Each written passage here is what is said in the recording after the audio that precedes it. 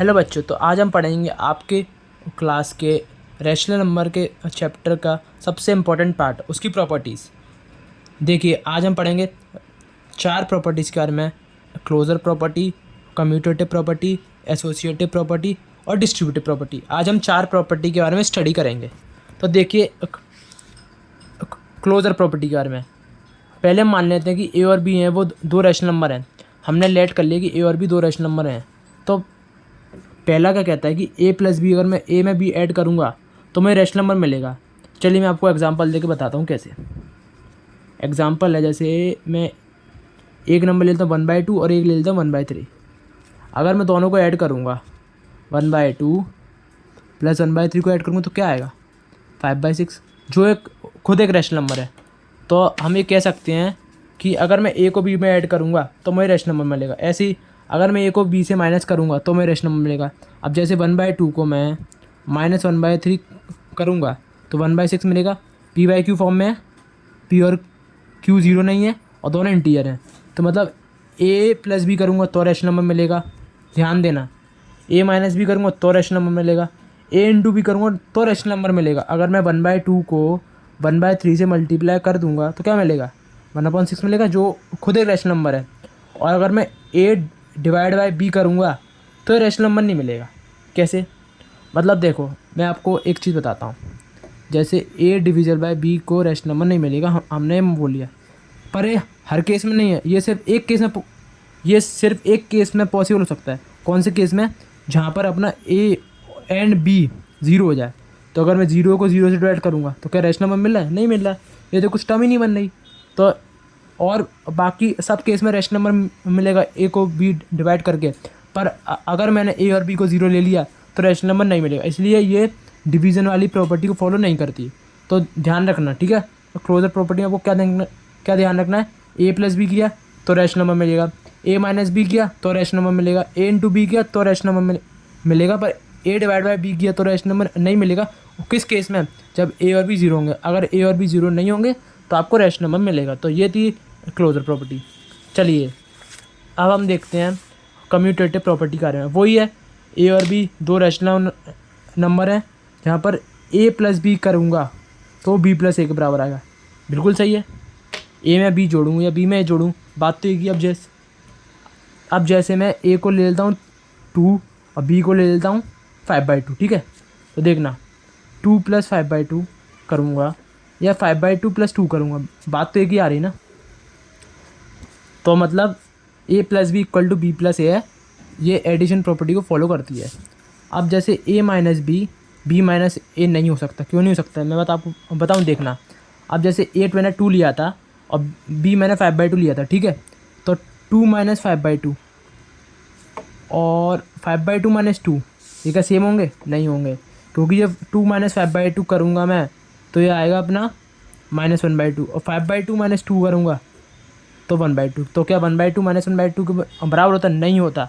तो ये अपनी सब्ट्रैक्शन वाली प्रॉपर्टी को फॉलो नहीं करता है, ठीक है। हाँ, और मल्टीप्लिकेशन वाली प्रॉपर्टी, हाँ, अगर मैं ध्यान देना, a इंटू बी को मैं b इंटू ए करूँगा तो ये तो सेम ही आएगा ना। जैसे मैं a को मैंने माना था, क्या माना था 2, और b को मैंने माना था क्या 5/2।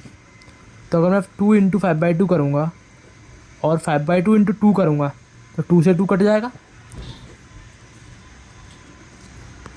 पता कि 2 से 2 कट जाएगा तो दोनों साइड 5 ही आएगा।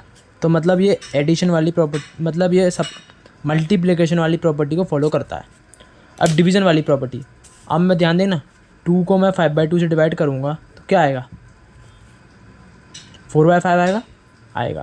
और वही मैं 5/2 को 2 से डिवाइड करूँगा तो क्या आएगा 5/4 आएगा। तो क्या 5/4 4/5 बराबर तो नहीं होता।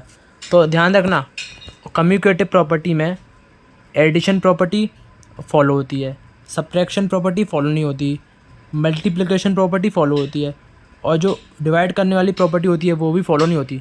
तो ये थी कम्यूटेटिव प्रॉपर्टी। अब हम तीसरी प्रॉपर्टी को चलते हैं, उसका नाम है एसोसिएटिव प्रॉपर्टी। अब ध्यान देना, अब मैं थोड़ा फास्ट चलूँगा, ठीक है। अब तो आपको समझ में आ ही गया होगा। A B C 3 rational numbers हैं, जहाँ पर मैं a plus B plus C करूँगा तो वो मेरा a प्लस सी और प्लस बी के बराबर आएगा। आएगा नहीं आएगा। अब आप ए बी सी को 3 नंबर लेट कर लीजिए, जैसे ए को 1 मान लो, बी को 2 मान लो, सी को 3 मान लो, ठीक है।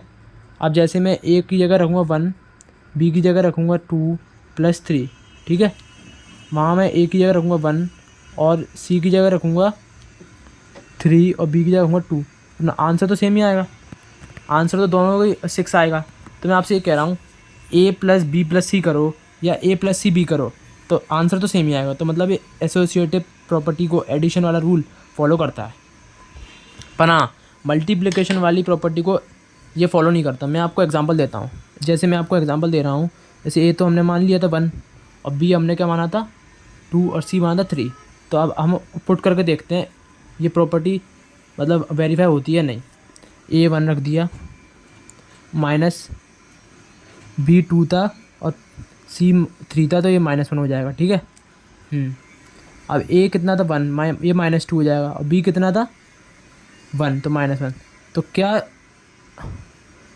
2 - 3 के बराबर होता है? नहीं होता।